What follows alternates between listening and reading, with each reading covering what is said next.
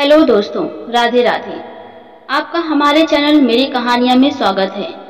दोस्तों, मैं आपके लिए संपूर्ण महाभारत की कथा को लघु रूप में बताने वाली हूँ। यदि आपको भी संपूर्ण महाभारत को सुनने का लाभ उठाना हो तो हमारे चैनल को सब्सक्राइब कर लें। तो चलिए, आज की कथा में हम जानेंगे कीचक का वध कैसे हुआ, किसने किया। पांडवों को मत्स्य नरेश विराट की राजधानी में निवास करते हुए 10 माह व्यतीत हो गए। सहसा एक दिन राजा विराट का साला कीचक अपनी बहन सुदेशना से भेंट करने आया। जब उसकी दृष्टि शैरंद्री द्रौपदी पर पड़ी तो वह काम पीड़ित हो उठा तथा शैरंद्री से एकांत में मिलने के अवसर की ताक में रहने लगा। द्रौपदी भी उसकी कामुक दृष्टि को भाग गई।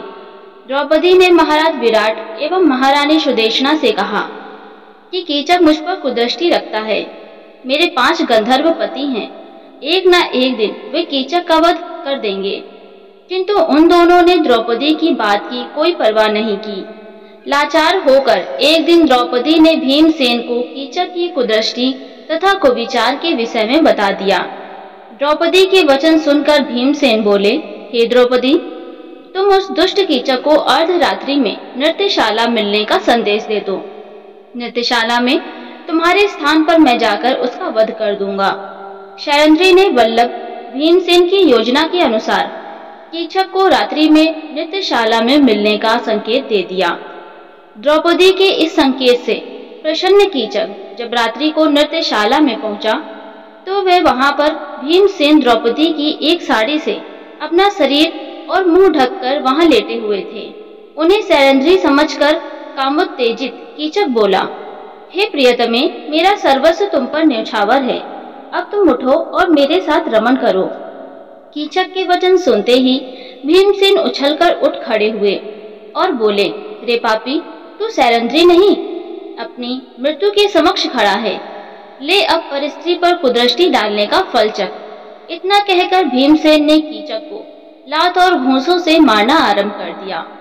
जिस प्रकार प्रचंड आंधी वृक्षों को झकझोर डालती है, उसी प्रकार भीमसेन कीचक को धक्के मार मार कर सारी नृत्यशाला में घुमाने लगे। अनेक बार उसे घुमा घुमा कर पृथ्वी पर पटकने के बाद अपनी भुजाओं से उसके गर्दन को मरोड़कर उसे पशु की मौत मार डाला। उसकी उस दुर्गति को देखकर द्रौपदी को अत्यंत संतोष प्राप्त हुआ। फिर वल्लभ और शैरंद्री चुपचाप अपने अपने स्थानों में जाकर सो गए। प्रातःकाल जब कीचक के वध का समाचार सबको मिला तो महारानी सुदेशना, राजा विराट, कीचक के अन्य भाई आदि विलाप करने लगे। जब कीचक के शव को अंत्येष्टि के लिए ले जाया जाने लगा तो द्रौपदी ने राजा विराट से कहा, इसे मुझ पर कुदृष्टि रखने का फल मिला है। अवश्य ही मेरे गंधर्व पतियों ने इसकी यह दुर्दशा की है।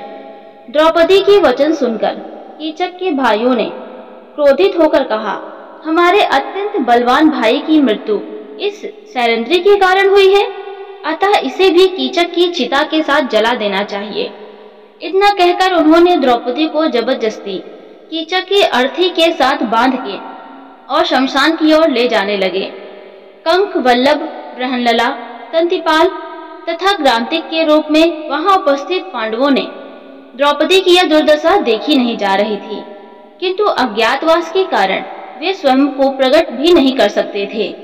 इसीलिए भीमसेन चुपके से परकोटे को लांघकर शमशान की ओर दौड़ पड़े और रास्ते में कीचड़ तथा मिट्टी का सारे अंगों पर लेप कर लिया। फिर एक विशाल वृक्ष को उखाड़कर कीचक के भाइयों पर टूट पड़े। उनमें से कितनों को ही भीमसेन ने मार डाला। जो शेष बचे वे अपना प्राण बचाकर भाग निकले। इसके बाद भीमसेन ने द्रौपदी को सांत्वना देकर महल में भेज दिया और स्वयं नहा धोकर दूसरे रास्ते से अपने स्थान में लौट आए। कीचक तथा उसके भाइयों का वध होते देखकर महाराज विराट सहित सभी लोग द्रौपदी से भयभीत रहने लगे। कीचक के वध की सूचना आंधी की तरह फैल गई। वास्तव में कीचक बड़ा पराक्रमी था। उससे त्रिगर्त के राजा सुशर्मा तथा हस्तिनापुर के कौरव आदि डरते थे। महल में केवल राजकुमार उत्तर ही थे। प्रजा को रक्षा के लिए गुहार लगाते देख शैरंद्री द्रौपदी से रहा न गया और उन्होंने राजकुमार उत्तर को कौरवों से युद्ध करने के लिए न जाते हुए देखकर खूब फटकारा। शैलेंद्र की फटकार सुनकर राजकुमार उत्तर ने शेखी बखारते हुए कहा, मैं युद्ध में जाकर कौरवों को अवश्य हरा देता, किंतु असमर्थ हूँ, क्योंकि मेरे पास कोई सारथी नहीं है। उसकी बात सुनकर शैलेंद्र ने कहा, राजकुमार ब्रहणलला बहुत निपुण सारथी है और वे कुंती पुत्र अर्जुन का सारथी रह चुकी है। तुम उसे अपना सारथी बनाकर युद्ध के लिए जाओ। अंततः राजकुमार उत्तर ब्रहणलला को सारथी बनाकर युद्ध के लिए निकला। उस दिन पांडवों के अज्ञातवास का समय समाप्त हो चुका था तथा उनके प्रकट होने का समय आ चुका था। उर्वशी की शापवश मिली अर्जुन की नपुंसकता भी खत्म हो चुकी थी। अतः मार्ग में अर्जुन ने उस शमशान के पास, जहां पांडवों ने अपने अस्त्र शस्त्र छुपाए थे, रथ रोका और चुपके से अपने हथियार ले लिए।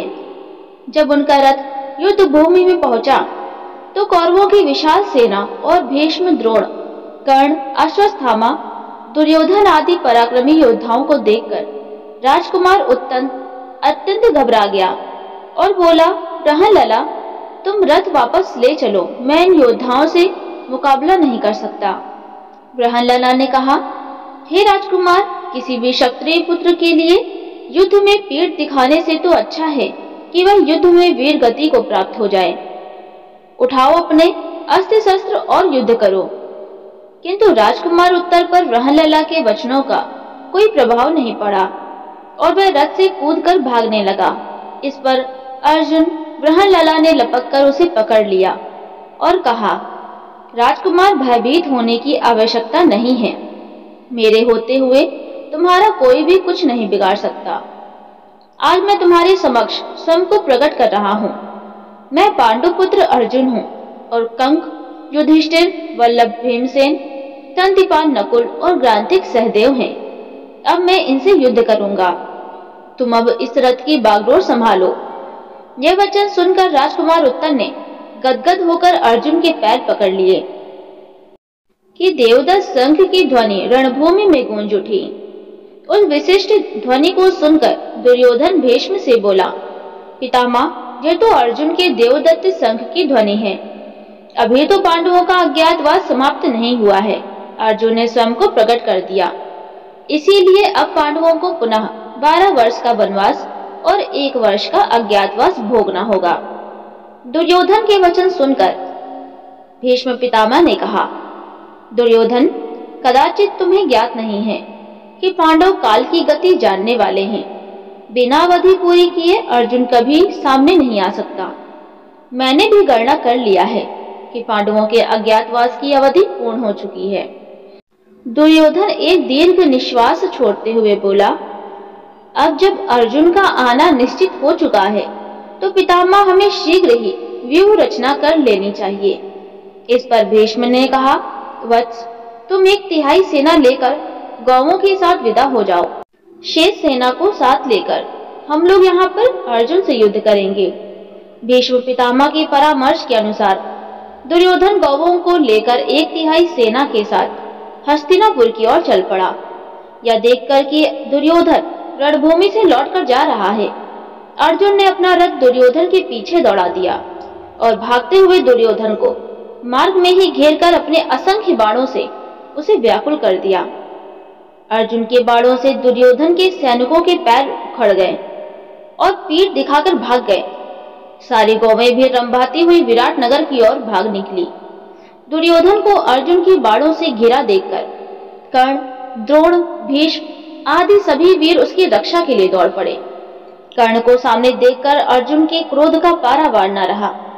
उन्होंने कर्ण पर इतने बाण बरसाए कि उनके रथ, घोड़े, सारथी सभी नष्ट भ्रष्ट हो गए और कर्ण भी मैदान छोड़कर भाग गया। कर्ण के चले जाने पर भीष्म और द्रोण एक साथ अर्जुन पर बाण छोड़ने लगे, किंतु अर्जुन अपने बाणों के बीच में ही उनके बाणों के टुकड़े टुकड़े कर देते थे। अंततः अर्जुन के बाणों से व्याकुल होकर सारे कौरव मैदान छोड़कर भाग निकले। कौरवों के इस प्रकार भाग जाने पर अर्जुन भी विजय शंख बजाते हुए विराट नगर की ओर लौट आए। तो दोस्तों, ये थी पांडवों के अज्ञातवास और कीचक वध की कथा आपको कैसी लगी हमें कमेंट में जरूर बताएं। वीडियो अच्छी लगी हो तो लाइक करें, चैनल को सब्सक्राइब जरूर करें। धन्यवाद।